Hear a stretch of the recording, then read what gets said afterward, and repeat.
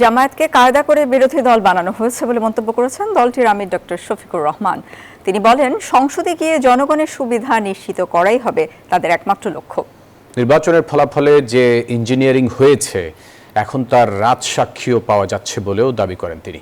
বিকেলে রাজধানীর একটি হোটেলে জাতীয় গণতান্ত্রিক পার্টির ইফতারে এই কথা বলে জামায়াতের আমির।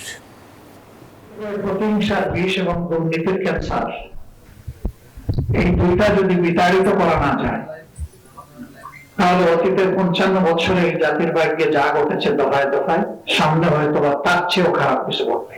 এই দুইটার বিরুদ্ধে আমাদের অবস্থান স্পষ্ট, আপোষহীন। এখানে কোনো টলারেন্স নাই, কোনো আপোষ নেই। আমরা সংসদে কত আসন নিয়ে বিরোধী দল হয়েছি বা আমাদেরকে বিরোধী দল কায়দা করে বানানো হয়েছে, এটি আমাদের কাছে খুব বড় বিবেচ্য বিষয় না। বরঞ্চ শেষ পর্যন্ত যা নিয়ে আমরা ঢুকছি, আমরা কথা দেব প্রিয় বাংলাদেশের জনগণের সাথে আমরা বেইমানি করবো না ইনশাআল্লাহ।